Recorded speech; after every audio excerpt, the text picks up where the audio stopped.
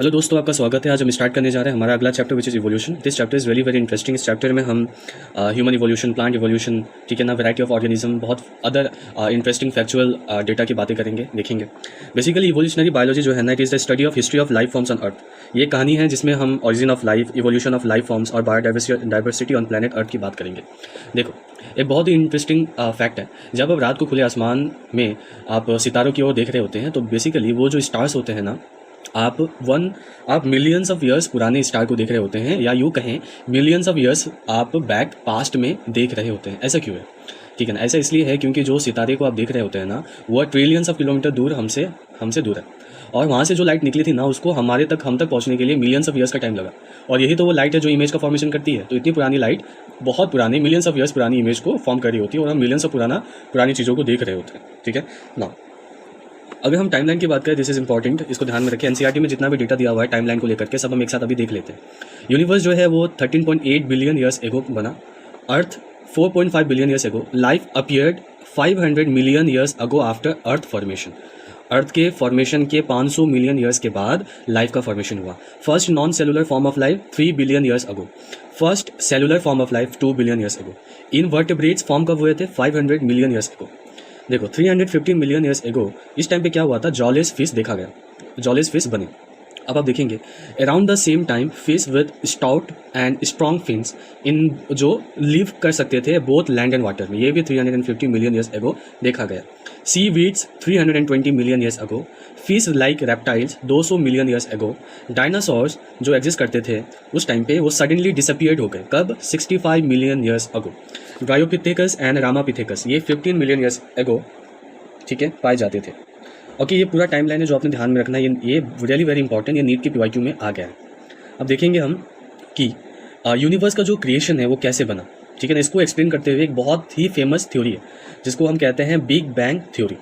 ठीक है ना, इसने ओरिजिन ऑफ यूनिवर्स को एक्सप्लेन करते हुए बताया कि एक सिंगुलर ह्यूज एक्सप्लोजन, बहुत बड़ा एक्सप्लोजन हुआ जो हम ह्यूमन बींग्स के इमेजिनेशन से भी बाहर है। बहुत ही बड़ा खतरनाक एक्सप्लोजन हुआ, और इससे क्या हुआ, जो पूरा यूनिवर्स है ना वो एक्सपांड हुआ, उसका एक्सपेंशन हुआ। टेम्परेचर धीमे धीमे डाउन होने लगा, हाइड्रोजन और हीलियम जो है ना वो बनने लगे, गैसेस कंडेंस होने लगे ग्रेविटेशन के अंडर में आने से, और इस तरीके से गैलेक्सीज का फॉर्मेशन हुआ। और हम जो सोलर सिस्टम में रहते हैं उसकी गैलेक्सी है मिल्की वे गैलेक्सी, हिंदी में जिसको हम आकाशगंगा गैलेक्सी के नाम से जानते हैं। ठीक है ना। उस टाइम पे क्या हुआ, कोई भी एटमॉस्फेयर नहीं था। So water vapour, methane, carbon dioxide, ammonia, ये मोल्टन मास, ठीक है ना, जो अर्थ के सरफेस को कवर किए हुए था, वहाँ से ये सारे गैसेस रिलीज होते थे। यूवी रे जो था ना, सन से आने वाली जो यूवी रे है ना, वो वाटर को ब्रोक करके हाइड्रोजन और ऑक्सीजन में उसको ब्रोक कर देती थी, और जो हाइड्रोजन जो था वो लाइट गैस था, वो एस्केप हो जाता था। ऑक्सीजन अमोनिया और मीथेन के साथ फॉर्म करके वाटर बना देता था। ओके इस तरीके से ओजोन लेयर का फॉर्मेशन हुआ। ठीक है ना। और जैसे जो वाटर वेपर्स थे, जैसे वो ठंडे हो गए, वो रेन के फॉर्म में नीचे गिरने लगे, और अर्थ पे जो डिप्रेशंस बने हुए थे वो पानी इकट्ठा होने की वजह से ओशंस में बदल गए। ओके ना। ओरिजिन ऑफ लाइफ को हम देखें तो बहुत सारी थ्योरी आती हैं जो इस चीज़ को एक्सप्लेन करने का काम करती है। सबसे पहले थ्योरी ऑफ स्पेशल क्रिएशन। इसके 3 कोनोटेशंस हैं जो ये कहते हैं कि न फर्स्ट जो भी स्पेसिस क्रिएट किए गए ना, वो बिल्कुल वैसे ही थे जैसे आज के स्पेसिस है। तो इसका डायरेक्ट कहना यह था कि कोई भी इवोल्यूशन नहीं हुआ। जैसे ह्यूमन बींग सांस दिखते हैं, जब उनका क्रिएशन हो उस टाइम पे भी वो वैसे ही दिखते हैं। नंबर 2, डाइवर्सिटी जो अभी जैसी है वैसी ही सेम डाइवर्सिटी उस टाइम पे भी, क्रिएशन के टाइम पे भी थी। और अर्थ जो है ना कुछ 400 साल पुराना है। अब ये तीनों के तीनों जो connotations theory of special creation ने दिया था, ये चैलेंज हुआ 19th सेंचुरी में, बहुत इसको चैलेंज किया गया, और इसको चार्ल्स डार्विन ने इसको डिसप्रूव किया। इसके बाद आता है थ्योरी ऑफ पैंसपर्मिया या पैंसपर्मिया थ्योरी। ये जो थ्योरी है ना, ये एस्ट्रोनॉमर्स का फेवरेट थ्योरी है।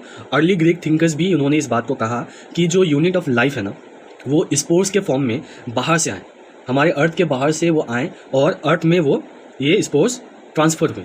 सिर्फ अर्थ में नहीं, दूसरे प्लैनेट में भी ट्रांसफर हुए, और इसी स्पोर से लाइफ का फॉर्मेशन या ओरिजिन हुआ।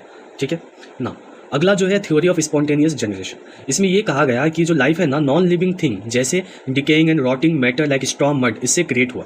ठीक है, लेकिन इसको भी लुइस पास्टर ने डिसमिस किया, डिसप्रूव किया, और उन्होंने ये कहा कि लाइफ जो है ना प्री एग्जिस्टिंग लाइफ से अराइज हो रहा होता है। इसके बाद आता है बायोजेनेसिस थ्योरी। इन्होंने भी कुछ इस तरीके से कहा कि जो प्री एग्जिस्टिंग लाइफ है वो न्यू लाइफ का क्रिएशन करती है, ठीक है ना। और किन साइंटिस्ट ने इस बात को कहा? ओपेरिन जो रसिया के थे और हेल्डेन जो इंग्लैंड के थे, उन्होंने इस बात को कहा, ठीक है ना। और pre existing non living organic molecule जैसे आरएनए, प्रोटीन, ये लाइफ का फॉर्मेशन करते हैं। ओके ना, 1953 की बात है, एसएल मिलर, ठीक है ना, जो एक अमेरिकन साइंटिस्ट थे, उन्होंने क्या करा कि अर्थ का जो बहुत पहले जो सिस्टम था, ठीक है ना, जो कंडीशंस उस टाइम पे चल रहे थे, सेम कंडीशन उन्होंने लेबोरेटरी में प्रिपेयर किया, ठीक है ना। क्योंकि हम जानते हैं कि अर्थ का पहले जो एटमॉस्फेयर था वो उसमें कोई एज सच कोई एटमॉस्फेयर नहीं था, रिड्यूसिंग एनवायरनमेंट हुआ करता था, बहुत हाई टेम्परेचर और वॉल्केनिक स्टॉर्म्स ये सब चीज़ें देखी जाती थी। तो उस टाइम पे क्या हुआ ना, केमिकल इवोल्यूशन हुआ, आरएनए बने, प्रोटीन बने, ये सब चीज़ें बना, और यहाँ से in non living organic molecule से लाइफ का फॉर्मेशन हुआ। तो वो यही सेम चीज़ को देखना चाहते थे, तो एक्सपेरिमेंट करना चाहते थे कि क्या सेम कंडीशन अगर हम लेबोरेटरी में प्रिपेयर करें तो क्या हमें ये नॉन लिविंग ऑर्गेनिक मॉलिक्यूल देखने के लिए मिलेगा। तो उन्होंने क्या करा, लेबोरेटरी में उन्होंने कोई एटमॉस्फेयर क्रिएट नहीं किया, रिड्यूसिंग एनवायरनमेंट रखा, ठीक है ना। उन्होंने उसके अंदर वाटर, हाइड्रोजन, एमोनिया, मीथेन, ये सब गैसेस को रखे at very high temperature 800 degree Celsius, ठीक है ना। और उन्होंने इलेक्ट्रिक डिस्चार्ज क्रिएट किया इन अ क्लोज फ्लास्क। तो उन्होंने देखा कि एमाइनो एसिड का फॉर्मेशन होने लगा, formation of sugar, nitrogenous basis, pigment fat, ठीक है ना। और ये हूबहू वही केमिकल थे जो उस टाइम के अर्थ पे प्रिपेयर हुआ, ठीक है।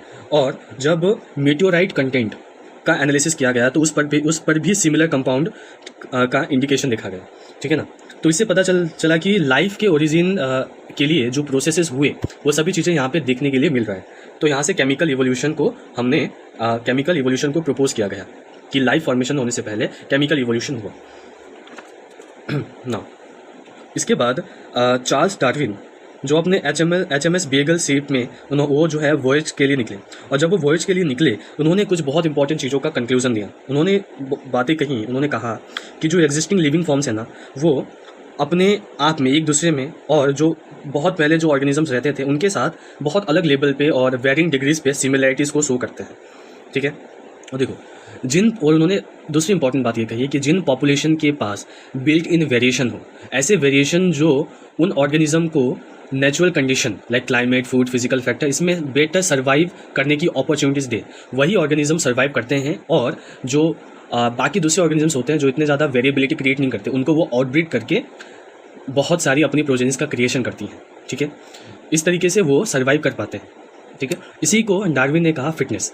और फिटनेस का उनका मतलब ये होता था कि fitness according to Darwin refers ultimately and only to reproductive fitness, ठीक है ना। जो जितना ज़्यादा बच्चे पैदा कर सके, प्रोजेनिस को क्रिएट कर सके, वो उतना ज़्यादा एनवायरनमेंट में रहने के लिए फिट है, और वही सबसे ज़्यादा सर्वाइव कर पाएंगे, और they would be selected by nature. इसी को इन्होंने कहा नेचुरल सिलेक्शन। और दूसरे साइंटिस्ट अल्फ्रेड वलिस, उन्होंने जो एक नेचुरलिस्ट थे, उन्होंने मेले आर्कीपेलागो आइलैंड में उन्होंने वॉयज करा, और जैसा डार्विन ने कंक्लूजन दिए उनका भी सिमिलर कंक्लूजन था, ठीक है। इसके साथ साथ उन्होंने कहा कि all the existing life form share similarities and share common ancestors. Okay, now the geological history of Earth closely correlates with the biological history of Earth. ठीक है, a common permissible conclusion is that Earth is very old, not thousands of years, but billions of years old. इस चीज़ को आपने ध्यान में रखना है। अब देखो इवोल्यूशन हुआ, इसके क्या एविडेंसेस हैं? तो इसके एविडेंसेस में हमें फोसिल्स, ठीक है ना, जो फोसिल्स हमें देखने के लिए मिलता है, स्टडी ऑफ फोसिल को कहते हैं पैलियोंटोलॉजी, और फोसिल शो करता है पैलियोंटोलॉजिकल एविडेंसेस। अब देखो इसके बाद आता है एम्ब्रियोलॉजिकल सपोर्ट फॉर इवोल्यूशन, ठीक है ना। एक साइंटिस्ट थे जिनका नाम था अर्नस्ट हैकर, ठीक है ना। उन्होंने बहुत एक अजीब सी बात कही, और उन्होंने दिया बायोजेनेटिक लॉ। ये बायोजेनेटिक लॉ को थ्योरी ऑफ रिकैपिचुलेशन भी कहा जाता है, और ऑन्टोजेनी रिकैपिचुलेट फाइलोजेनी। काफ़ी इंटरेस्टिंग है और अजीब सी चीज़ है, अब इस चीज़ को थोड़ा समझने की कोशिश करना। Ontogeny रिकैपिचुलेट्स phylogeny. रिकैपिचुलेट का मतलब होता है रिपीट करना, दोहराना, मतलब सेम चीज़ को जो पहले हो चुकी है उसको दोहराना, उसको रिपीट करना। ऑन्टोजेनी का मतलब होता है ऑर्गेनिज्म का डेवलपमेंट होना, ठीक है ना। जाइगोट से एम्ब्रियो से फिर यंग वन, ऐसे जो होता है ना डेवलपमेंट, इसकी डेवलपमेंट होना, इसको हम कहते हैं ऑन्टोजेनी। फाइलोजेनी का मतलब होता है किसी एक स्पेसिस की इवोल्यूशन की हिस्ट्री, किसी स्पेसिस की इवोल्यूशन की हिस्ट्री, उसको हम कहते हैं फाइलोजेनी। बायोजेनेटिक लॉ में इन्होंने कहा कि while developing an organism passes through stages that resemble the evolutionary stages of its ancestor, ठीक है। तो इन्होंने इस बात को कहा कि जब एक ऑर्गेनिज्म डेवलप कर रहा होता है, सो डेवलपमेंट के टाइम पे, ठीक है ना, उसने स्टार्टिंग से लेकर के अभी तक जितना भी इवोल्यूशन दिखाया और इस इवोल्यूशन के बीच में जो भी ऑर्गेनिजम्स में वो बना, वो सारे ऑर्गेनिजम्स डेवलपमेंट के टाइम पे बनता है और बनता है बनते बनते बनते जो उसका ओरिजिनल फॉर्म है उस ओरिजिनल फॉर्म में वो आ रहा होता है। फॉर एग्जाम्पल ह्यूमन फाइलोजेनी की बात करें तो पहले फिशेस हुआ करते थे, फिर एम्फीबियंस में ट्रांसफॉर्म हुए, फिर रेप्टाइल्स बने, फिर एप्स बने, फिर होमो हैबिलिस आया, फिर उसके बाद होमो इरेक्टस आया। तो इनके अनुसार एक ह्यूमन एम्ब्रियो जो है ना वो उस टाइम पे जब उसका डेवलपमेंट हो रहा होता है ना, कुछ इस तरीके का शेप वो बना लेता है कि वो फिश की तरह लगे, फिर वो एम्फीबियन की तरह लगेगा, फिर वो रेप्टाइल की तरह लगेगा, फिर वो एप की तरह लगेगा, और ऐसे जैसा इवोल्यूशन उसका हुआ है डेवलपमेंट के टाइम में वैसा वो चीज़ें दिखाएगा और उसका जो अभी जैसा ओरिजिनल फॉर्म है ह्यूमन में वो फिर ट्रांसफॉर्म होगा। अब कितनी अजीब सी बात है, ऐसे कुछ होता नहीं है। लेकिन ऐसा इन्होंने क्यों कहा? इसलिए इन्होंने कहा कि जब एक ह्यूमन एम्ब्रियो को देखा गया उसकी अर्ली स्टेज में गिल्स लाइक स्ट्रक्चर और टेल लाइक पार्ट उनको देखने के लिए मिला जो रिसेंबल करता था सेम फीचर्स जो फिश में देखे जाते थे, ठीक है ना। तो उनको लगा कि एम्ब्रियो तो फिश की तरह लग रहा है, ठीक है। तो इवोल्यूशन भी ह्यूमन का फिश से हुआ था, तो क्या ह्यूमन बीइंग के डेवलपमेंट के टाइम पे ऑन्टोजेनी के टाइम पे क्या फाइलोजेनी रिपीट होगा? क्या वो फिश बनेगा, उसके बाद क्या वो एम्फीबियन का रूप लेगा, क्या वो रेप्टाइल बनेगा? मतलब जैसा उसका इवोल्यूशन का प्रोसेस हुआ डेवलपमेंट के टाइम पे ही वो सेम प्रोसेस में वो जाएगा, सेम बदलाव उसमें होंगे और वो सेम चीज़ को दोहराते हुए अपना ओरिजिनल फॉर्म ह्यूमन के फॉर्म में रिपीट होगा। अब ऐसा नहीं है। अब आपने देखा कि एम्ब्रियो का जो स्टेज है उसमें gills like structure, tail like part देखने को मिलता है। हाँ, देखने के लिए तो मिलता है, लेकिन इससे आप ये नहीं कह सकते हैं कि वो अपने एंसेस्टर की तरह दिखेगा या एंसेस्टर जैसा इवोल्यूशन हुआ है वो इवोल्यूशन शो करेगा। हाँ, कुछ पार्ट है, कुछ फीचर्स है वो रिसेंबल करते हैं। This doesn't mean that a human embryo becomes a fish और रेप्टाइल, वो मछली बन जाएगा और रेप्टाइल बन जाएगा, ऐसा कोई जरूरी नहीं है। सो ये था थ्योरी ऑफ रिकैपिचुलेशन और बायोजेनेटिक लॉ। इसको बहुत ज़्यादा चैलेंज किया गया और सुनने में भी बेकार लगता है, और इसको बाद में जाकर के डिस्प्रूव किया किन्होंने? Karl Ernst von bear. ध्यान रखेंगे कि अर्न्स्ट हैकेल ने प्रपोज किया और इन दोनों के नाम ना मतलब एक नाम जो है ना सेम है, Ernst Haeckel and Karl Ernst von Baer, ठीक है। नाउ हम देखेंगे homologous organ and analogous organ, ठीक है ना। ध्यान रहे कि इस पार्ट से नीट में मतलब इसका ये फेवरेट पार्ट है। इवोल्यूशन से कोई क्वेश्चन बनाना हो तो ये इस पार्ट को मतलब 90% है कि इस पार्ट को देखेंगे और यहाँ से क्वेश्चंस को वो बनाना चाहेंगे। होमोलोगस ऑर्गन की बात करें तो उनका ऑरिजिन कॉमन होता है लेकिन फंक्शन क्या होते हैं? डिफरेंट होते हैं। वही एनालॉगस ऑर्गन की बात करें सो इसमें डिफरेंट ओरिजिन होता है लेकिन फंक्शन जो होता है वो सेम होता है। देखो ये जो पार्ट है ना, ये जो सेक्शन हम जो पूरा पढ़ने जा रहे हैं इसमें आपको कुछ टर्म्स सुनने के लिए मिलेंगे जैसे homologous organ, adaptive radiation, divergent evolution, ठीक है ना, कन्वर्जेंट इवोल्यूशन, ठीक है ना। इनमें से कुछ का एग्जाम्पल भी सेम होता है, तो कई बार बच्चे कन्फ्यूज हो जाते हैं, ठीक है ना, कि कौन सा किस में रिलेट करे, कैसे याद रखें। तो आप ऐसे याद रखें HARD, हार्ड से आप याद रखिए। H से आता है होमोलोगस ऑर्गन, A से आता है एडेप्टिव रेडिएशन, D से आता है डाइवर्जेंट इवोल्यूशन। जो होमोलोगस ऑर्गन का एग्जांपल है वो इनमें आने वाले हार्ड में आने वाले सब का एग्जांपल होगा, यानी एडेप्टिव रेडिएशन का भी एग्जांपल वही होगा, डाइवर्जेंट इवोल्यूशन का भी एग्जांपल वही होगा। दूसरा है कन्वर्जेंट इवोल्यूशन और एनालॉगस ऑर्गन, इन दोनों का एग्जांपल भी सेम होगा। आइए तो हम इनके एग्जांपल्स को देख लेते हैं। सबसे पहले होमोलोगस ऑर्गन का एग्जांपल, 4 लिम्स ऑफ मैमल। इनकी ओरिजिन तो सेम होती है लेकिन इनका जो फंक्शन है ना, फंक्शन डिफरेंट होता है, ठीक है। उसके बाद thorns of bougainvillea and tendril of cucurbita, vertebrate heart और ब्रेन, प्रोटीन्स एंड जीन, ये 4 एग्जांपल्स हुए। नेक्स्ट है एनालॉगस का example, wings of butterfly and bird, eyes of octopus and mammal, flipper of penguin and dolphin, sweet potato and potato. Sweet potato जो है ना वो किसका मॉडिफिकेशन है? रूट का मॉडिफिकेशन, ठीक है ना। पटेटो किसका मॉडिफिकेशन है? स्टेम का मॉडिफिकेशन है, ठीक है। इतना आप ध्यान में रखेंगे ना। एक इंटरेस्टिंग ऑब्जर्वेशन हमें देखने के लिए मिलता है जो इवोल्यूशन बाय नेचुरल सिलेक्शन को एक्सप्लेन कर रहा होता है, सपोर्ट कर रहा होता है।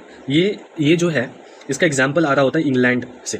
1850s के आसपास जब इंडस्ट्रियलाइजेशन नहीं हुआ था, बिफोर इंडस्ट्रियलाइजेशन, ठीक है ना, उस टाइम पे ना 2 तरह के मॉथ पाए जाते थे, ठीक है ना, white wing moth and dark wing और मेलेनाइज मॉथ, ठीक है ना। और उस टाइम पे ये देखा गया कि जो वाइट विंग मॉथ थे ना वो ज़्यादा नंबर में थे, उनकी पॉपुलेशन ज़्यादा थी as compare to dark wing moth.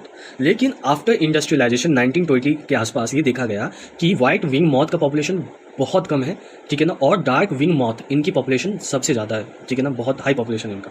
ये इसलिए ऐसा हुआ क्योंकि जो ट्री के ट्रंक हुआ करते थे उस टाइम, जो ट्री के ट्रंक्स है ना वो इंडस्ट्रियल स्मोक और धुएं के कारण बहुत ज़्यादा डार्क हो जाते थे। इस वजह से जो डार्क कलर के मॉथ थे वो ट्री के ट्रंक में आ करके उनके साथ प्रॉपर्ली क्या हो जाते थे, ब्लेंडिंग शो कर देते थे, जिसको हम कामोफ्लेज कह देते थे। और कामोफ्लेज होने की वजह से वो प्रीडेटर से छुप पाते थे, जिसकी वजह से प्रीडेटर उनको नहीं खा पाते थे, उनको किल नहीं कर पाते थे, जिससे इनकी पॉपुलेशन ज़्यादा होने लगी। और वाइट मॉथ जो अपने आप को छुपा नहीं पाए, ठीक है ना, उनके ऊपर प्रीडेशन हुआ और उनका नंबर समय के साथ साथ कम हो गया, ठीक है। और यहाँ पे ध्यान में रहे एक बात कि इंडस्ट्रियलाइजेशन से पहले जो लाइकेंस हुआ करते हैं, ठीक है ना, वो ट्री के ट्रंक पे प्रेजेंट हुआ करते थे और बहुत थिक अपना वहाँ पे थिक लेयर फॉर्म करते थे। और ये जो लाइकेंस थे ना वो वाइट कलर के थे उस टाइम पे, ठीक है ना, वाइट कलर्ड लाइकेंस वहाँ पे थे। इसकी वजह से क्या हुआ कि जो वाइट विंग मॉथ थे ना वो सर्वाइव कर पाते थे और डार्क विंग सर्वाइव नहीं कर पाते थे, ठीक है ना। इससे एक ये भी चीज़ आप समझ के में रखो कि उस टाइम पे वाइट कलर के लाइकेंस थे, तो अब इंडस्ट्रियलाइजेशन के बाद क्यों नहीं है? अगर होते तो वाइट विंग मॉथ भी बच पाते, वो उनकी पॉपुलेशन ज़्यादा होती पहले की तरह। तो लाइकेंस जो होते हैं ना वो पॉल्यूशन इंडिकेटर होते हैं, जहाँ पे पॉल्यूशन बहुत ज़्यादा होता है ना वो वहाँ पे ग्रो नहीं करते। तो इंडस्ट्रियलाइजेशन के बाद पॉल्यूशन बहुत ज़्यादा हुआ, जिसकी वजह से लाइकेन जो वाइट कलर के लाइकेंस थे ना उनकी ग्रोथ बंद हो गई। और जो ट्री के ट्रंक होते थे ना वो वाइट कलर लाइकेंस की जगह पे डार्क हो गए धुएं की वजह से, जिसकी वजह से डार्क विंग मॉथ ज़्यादा उनकी पॉपुलेशन ज़्यादा हो गई। और ध्यान में रहें, ये ना सोचें कि वाइट विंग मॉथ उनकी पॉपुलेशन बिल्कुल ही ख़त्म हो गई, ठीक है ना, वो बिल्कुल ही गायब हो गया, ऐसा नहीं है, ठीक है ना। जब मिक्स पॉपुलेशन होता है, ठीक है, तो उस टाइम पे जो अच्छे से ज़्यादा अडेप्ट करता है वही सर्वाइव करता है और अपनी पॉपुलेशन को साइज़ को इंक्रीज़ करता है। और कोई भी दूसरा वेरिएंट कम्प्लीटली वाइप आउट नहीं होता। तो यहाँ पे जैसे जो आपका डार्क विंग के मॉथ थे ना वो ज़्यादा नंबर पे हो गए, उनकी पॉपुलेशन ज़्यादा हो गई। ऐसा नहीं है कि वाइट विंग का वो बिल्कुल ही कम्प्लीटली वाइट हो गया, ऐसा नहीं होता। इस चीज़ को आप ध्यान में रखेंगे। नेक्स्ट हम यहाँ पे देखेंगे कि अब ये जो ह्यूमन की वजह से होने वाले जो इवोल्यूशन है, जिसकी वजह से डिफरेंट वेरिएंट फॉर्म होते हैं ऑर्गेनिज्म से, उसको हम कहते हैं एंथ्रोपोजेनिक एक्शन। इसका एग्जांपल आप ये देख सकते हैं कि जो बैक्टीरिया हैं, ह्यूमंस उन बैक्टीरिया से खुद को ट्रीट करने के लिए, उन बीमारी से खुद को ट्रीट करने के लिए जब बहुत ज़्यादा एंटीबायोटिक लेते हैं, सो बैक्टीरिया वो पैथोजेंस खुद बहुत ज़्यादा रेजिस्टेंस हो जाते हैं। तो ये रेजिस्टेंस क्यों हुआ? हम ह्यूमंस की वजह से हुआ, ठीक है ना, ह्यूमन मैन मेड कॉज की वजह से हुआ। इवन हर्बिसाइड और पेस्टिसाइड जब डाल रहे होते हैं, जो पेस्ट होते हैं, ठीक है, या जो इंसेक्ट होते हैं which is harmful for crop, ठीक है ना, वो भी वेरिएशन शो करते हैं ताकि इन हर्बिसाइड और पेस्टिसाइड के लिए बेटर बिल्ट इन मैकेनिज्म या इनसे बचने का उपाय बनाया जाए। तो वैसे वेरिएशन वो क्रिएट होते हैं और ऐसे वेरिएशन जब डेवलप हो ह्यूमन की वजह से उसको हम कहते हैं anthropogenic evolution. Now see adaptive radiation की हम बात करते हैं। जब डार्विन गैलापागोस आइलैंड में पहुंचे तो उनको बहुत डाइवर्सिटी ऑफ क्रिएचर्स देखने के लिए मिली। उनमें एक बहुत इंटरेस्टिंग चीज़ देखने के लिए मिला, ठीक है, कि कुछ स्मॉल ब्लैक बर्ड जिसको उन्होंने बाद में डार्विन फिंचेस का नाम दिया, ठीक है, सेम टाइप के बर्ड, ठीक है ना, डार्विन फिंचेस सेम टाइप के बर्ड, लेकिन उन बर्ड में ना अलग अलग वेरिएशंस देखने के लिए मिला। बर्ड सेम है, ठीक है ना, कोई ज़्यादा डिफरेंस नहीं है। डिफरेंस ये था कि पंछी सेम है, बर्ड सेम है, लेकिन उनमें अलग जो उनका बीक होता है ना, उनके जो चोच होते थे ना, चोच, उनमें डिफरेंस देखने के लिए मिला, ठीक है ना। सो ये डिफरेंस इसलिए देखने के लिए मिला है ना। पहले आप ये समझो कि उनके जो चोच थे ना, कुछ के लंबे थे, कुछ के छोटे थे, कुछ के मोटे थे, कुछ के बहुत पतले थे, ठीक है ना, अलग अलग डिफरेंट उनके बिक्स देखने के लिए मिले। अब ऐसा वेरिएशन क्यों आया? सेम बर्ड में ऐसा वेरिएशन देखने के लिए क्यों मिला? पंछी तो वो सेम है। ऐसा इसलिए हुआ क्योंकि उस आइलैंड पे जो सीड ईटिंग बर्ड है ना, जो ये फिंचेस बर्ड है ना, ये अलग अलग ईटिंग हैबिट्स को उन्होंने ऑप्ट किया। कुछ इंसेक्टिवाइरस इंसेक्ट को खाने लगे, कुछ वेजिटेरियन हो गए, ठीक है ना, कुछ बग्स को खाने लगे, ठीक है ना, कुछ सीड को खाने लगे। तो ये अलग अलग ईटिंग हैबिट को देखते हुए ना उनका सीड जो है ना, जैसी रिक्वायरमेंट है, ठीक है ना, जैसा उनको नीड है उसके हिसाब से वो चेंज हो गया। तो इसी चीज़ को ना डार्विन ने एडेप्टिव रेडिएशन का नाम दिया कि starting from a single point, पहले तो वो सीड ईटिंग बर्ड थे, लेकिन अलग ईटिंग हैबिट होने की वजह से वो लिटरली अलग अलग तरीके से बन गए। मतलब उनका जो वेरिएशन है ना डिफरेंट तरीके से रेडिएट होगा, ठीक है ना। यही यहाँ पे एनसीईआरटी में लिखा हुआ है, starting from a point and literally radiating to other area of geography habitat. इसको कहा एडेप्टिव रेडिएशन। ये सेम चीज़ हमें देखने के लिए मिलता है ऑस्ट्रेलियन मार्सुपियल्स में, ठीक है ना। पहले जो इनका जो एंसेस्ट्रल मार्सुपियल था, जो पहले एक मार्सुपियल था ना, ठीक है ना, वो क्या हो गया, अलग अलग रीजन में वो चला गया। उनका नीड अलग हुआ, उनका एडेप्टेशन अलग हुआ, उनकी हैबिटेट अलग हुई, उनकी रिक्वायरमेंट अलग हुई, तो वो मतलब रेडिएट होने लगे। रेडिएट होने का मतलब क्या? एक पॉइंट से निकल के बहुत दूसरी जगह पे, अलग अलग जगह पे वो चले गए, रेडिएशन हो गया उनका एक तरीके से। तो अलग जगह पे गए, अलग उनको हैबिटेट मिला, अलग उनकी रिक्वायरमेंट, ठीक है ना, उसको, ठीक है ना। ये इन सभी चीज़ों को देखते हुए ना जो एक मार्सुपियल था, जो एक ऑर्गेनिज्म था, वो बहुत अलग अलग ऑर्गेनिज्म में उसका वो बन गया, ठीक है ना, अलग अलग ऑर्गेनिजम्स में वो तब्दील हो गया, वो चेंज हो गया बिल्कुल, ठीक है ना। फॉर एग्जांपल एक मार्सुपियल जो किसी और ज्योग्राफिकल रीजन में गया, वो टैस्मेनियन उल्फ में बन गया, कोई टाइगर कैट बन गया, ठीक है ना, कोई रैट में ट्रांसफॉर्म हो गया, कोई कैंगारू बन गया, कोई बैंडिकूट बन गया, कोई क्वाला बन गया, कोई सुगर ग्लाइडर बन गया, ठीक है ना। देखो कितनी इंटरेस्टिंग चीज़ है, वो निकले तो एक लोकेशन से और एक ऑर्गेनिज्म से, लेकिन बन गए बहुत अलग अलग, ट्रांसफॉर्म हो गए बहुत अलग अलग ऑर्गेनिजम्स में, ठीक है ना। इसका और एक एग्जाम्पल हमें देखने के लिए मिलता है, वो है प्लेसेंटल मैमल्स का। अब आप देखो, जब टू डिफरेंट एडेप्टिव रेडिएशन हो रहे होते हैं आइसोलेटेड ज्योग्राफिकल रीजन में, लेकिन उनका हैबिटेट सेम है, उनकी रिक्वायरमेंट सेम है, उनका नीड सेम है, उनका एडेप्टेशन सेम है, सब चीज़ें सेम है, ठीक है ना। तो वो उसी हैबिटेट, उसी कंडीशन के हिसाब से वो अडेप्ट होंगे और अपने आप को चेंज करेंगे। तो जब एक से ज़्यादा एडेप्टिव रेडिएशन सेम चीज़ के लिए अडेप्ट होता है, सेम हैबिटेट में अडेप्ट होता है, तो वो कहीं ना कहीं, वो तो शुरुआत में अलग अलग ऑर्गेनिजम्स थे, for example Australian marsupial placental mammal, लेकिन जब उनका इवोल्यूशन होगा, ठीक है ना, और दूसरे ऑर्गेनिजम्स में बनेंगे, वो दिखने में कहीं ना कहीं एक जैसे ही होंगे, ठीक है ना। इसी को हमने कहा कन्वर्जेंट इवोल्यूशन। जब दो से ज़्यादा, एक से ज़्यादा एडेप्टिव रेडिएशन हो रहा होता है, लेकिन उनकी रिक्वायरमेंट सेम होती है, उनकी नीड सेम होता है, उसको हम कहते हैं कन्वर्जेंट इवोल्यूशन, ठीक है ना। और कन्वर्ज होकर के, कन्वर्ज होने का मतलब क्या होता है, एक पॉइंट में आकर के मिलना, मतलब सेम उनका दिखावा, वो कहीं ना कहीं सेम चीज़ के लिए वो इवॉल्व हुए हैं, तो कहीं ना कहीं सेम तरीके से दिखेंगे, सेम दिखेंगे, सिमिलर दिखेंगे। देखो इसका एग्जांपल देखो, मार्सुपियल मोल और ऑस्ट्रेलियन मार्सुपियल की बात मैं करता हूँ, और प्लेसेंटल मेमल का एक एग्जांपल्स की बात करता हूँ। मार्सुपियल मोल और प्लेसेंटल मेमल का मोल, वो दोनों को देखोगे तो कहीं ना कहीं सेम दिखेंगे, सिमिलर उनका अपीयरेंस, सिमिलर चीज़ें होगी, ठीक है ना। वही मार्सुपियल माउस और माउस दोनों सेम है, टेस्मेनियन उल्फ और उल्फ दोनों सेम है, फ्लाइंग फैलेंजर और फ्लाइंग स्क्वायरल दोनों सेम है। मतलब समझ में आ रही बात है कि अलग अलग पॉइंट पे वो उन्होंने थे, ओरिजिन उनका अलग अलग पॉइंट में था, लेकिन सेम पॉइंट में आकर के वो मिले और सेम तरीके से इवॉल्व हुए, क्योंकि उनकी रिक्वायरमेंट, उनकी नीड सब एक जैसी थी। अब देखो, अब बायोलॉजिकल इवोल्यूशन की बात करते हैं। डार्विनियन थ्योरी का जो एसेंस है वो है नेचुरल सेलेक्शन। इसमें उन्होंने कहा कि the rate of appearance of new form is link to the life cycle और लाइफ स्पेन। बहुत बारीकी से इस चीज़ को समझेंगे कि जो रेट ऑफ अपीयरेंस, जो नए ऑर्गेनिज्म का, उन ऑर्गेनिजम्स में नए वेरिएशन के आने का जो चांस है, जो रेट है ना, वो उन ऑर्गेनिजम्स के लाइफ साइकिल पे, लाइफ स्पेन पे डिपेंड करता है। कैसे करता है उस चीज़ को समझे इधर। फॉर एग्जाम्पल बैक्टीरिया की अगर हम बात करें, अब वायरस की बात कर लो, वायरस का लाइफ स्पेन बहुत छोटा होता है, बहुत स्मॉल लाइफ स्पेन होता है। तो वो क्या करते हैं ना, उनको एक ऑर्गेनिज्म से दूसरे ऑर्गेनिज्म में फॉर्म होने के लिए बहुत टाइम लगता है, तो उनकी वो बहुत हाई रेट से वो मल्टीप्लाई कर सकते हैं, मिलियंस ऑफ इंडिविजुअल्स को फॉर्म कर सकते हैं विद इन आवर्स, और क्या कर सकते हैं, बहुत वेरिएशंस खुद में प्रोड्यूस कर सकते हैं, ठीक है ना। ये चीज़ हमें इनमें देखने के लिए मिलता है। वही अगर फिश और फाउल की अगर मैं बात करूँ, ठीक है ना, सेम वेरिएशंस को उनको प्रोड्यूस करने के लिए, ठीक है ना, उनको मिलियंस ऑफ ईयर्स का टाइम लगेगा, क्योंकि उनका लाइफ स्पेन क्या होता है, सालों का होता है। तो जब वो उनको जब वेरिएशन कॉज करना है, तो बहुत सारे ऑर्गेनिजम्स को प्रोड्यूस करना होगा, उनमें वेरिएशन क्रिएट होगा, तो इसके लिए मिलियंस ऑफ ईयर्स का तो टाइम लगेगा ही लगेगा। और एडेप्टिव एबिलिटी जो है ना, इज इनहेरिटेड, ठीक है ना, it has a genetic basis. Fitness is the end result of the ability to adapt and get selected by nature. देखो, डार्विनियन थ्योरी ऑफ इवोल्यूशन के दो की concept, branching descent and natural selection. देखो, Darwin से पहले एक French naturalist थे जिनका नाम था लैमार्क। उन्होंने इवोल्यूशन ऑफ लाइफ फॉर्म को कहते हुए उन्होंने बताया कि it is based on use and disuse of organ. For example, बहुत फेमस एग्जाम्पल है जिराफ। जिराफ को जब लंबे लंबे ट्रीज के पत्तों को खाना होता था, तो वो क्या करते थे, अपने नेक को इलोंगेट करने की कोशिश करते थे, जिसकी वजह से धीमे धीमे, ठीक है ना, जनरेशन बाय जनरेशन थोड़ा थोड़ा ये जो नेक इलोंगेट होता गया, और ये जो एक्वायर्ड कैरेक्टर था वो जनरेशन में पास होता गया, और slowly by slowly over year giraffe का जो नेक है ना वो लंबा हो गया, ठीक है ना। ये मतलब ये स्टोरी कहानी ये बताई गई, लेकिन ये भी फेल हो गया। फेल इसलिए हो गया, इसका सबसे बड़ा कारण ये है कि जो एक्वायर्ड कैरेक्टर होते हैं ना, वो कभी भी पेरेंट्स से बच्चों में पास नहीं होते। अगर ये ऐसा होता, जैसे जिराफ ने कोशिश किया अपना नेक इलोंगेट करने की, ठीक है ना, उसने ये चीज़ और उसका नेक हल्का से इलोंगेट हो गया, फिर दूसरे जनरेशन में ये एक्वायर्ड कैरेक्टर पास हुआ, उसने कोशिश की अपना नेक को इलोंगेट करने की, उसमें थोड़ा सा हुआ, फिर थोड़ा थोड़ा करके ये आगे जनरेशन बाय जनरेशन पास हुआ, उनके नेक इलोंगेट हो गए, लॉन्ग नेक हो गया। तो ये एक्वायर्ड कैरेक्टर्स जो होते हैं ना, कभी पास नहीं होते।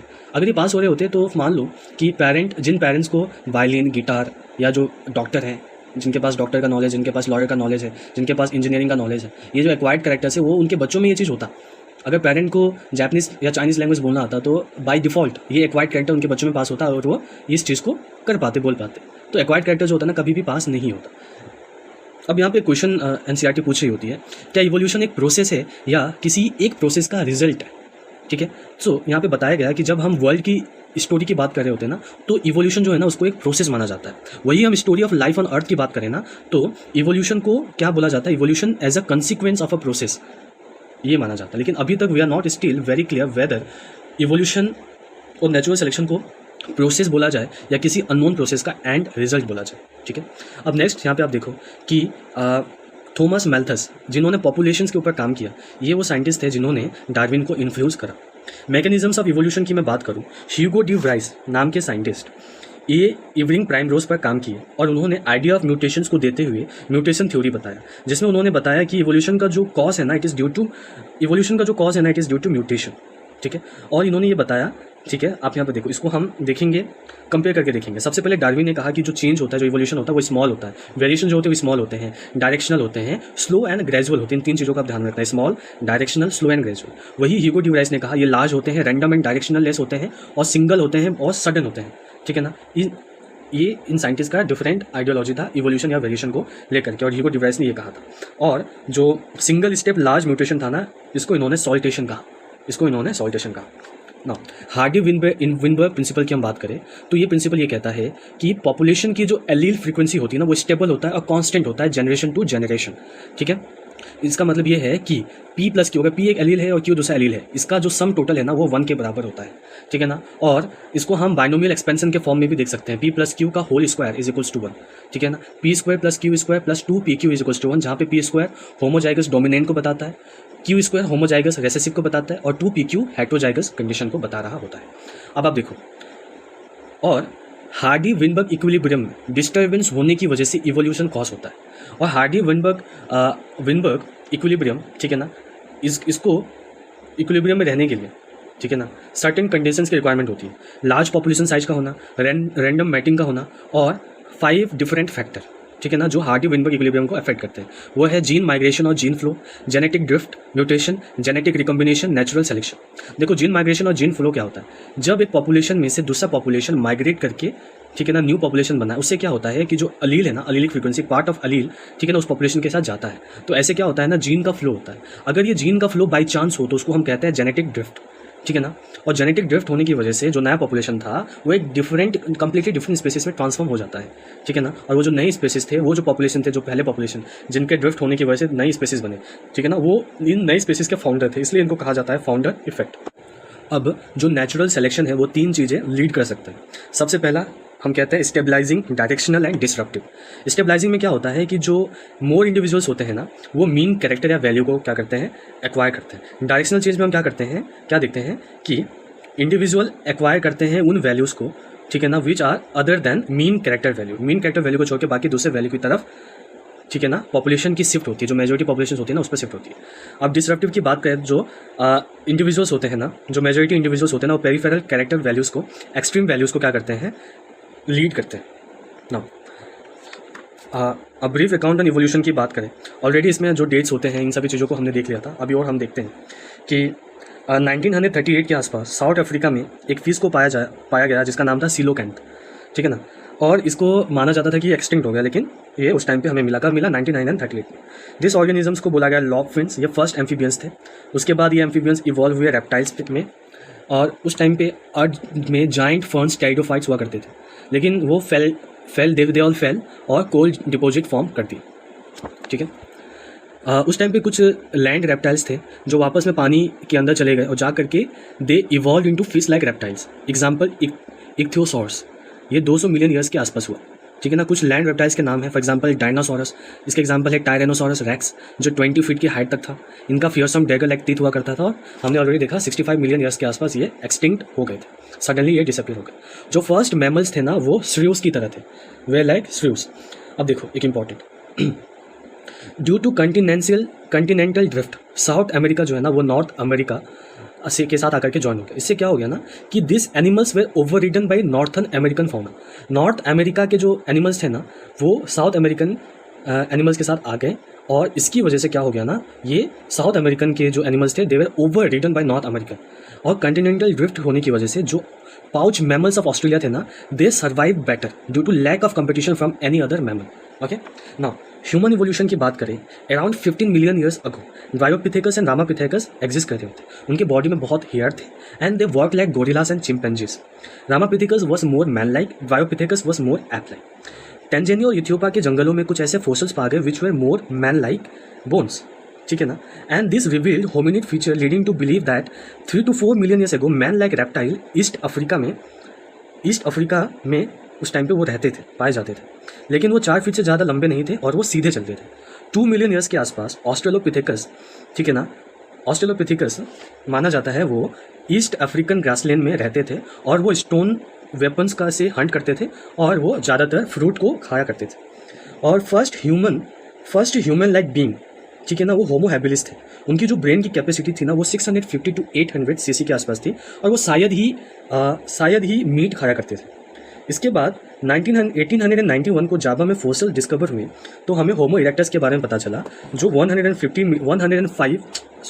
1.5 मिलियन ईयर्स एगो पाए जाते थे।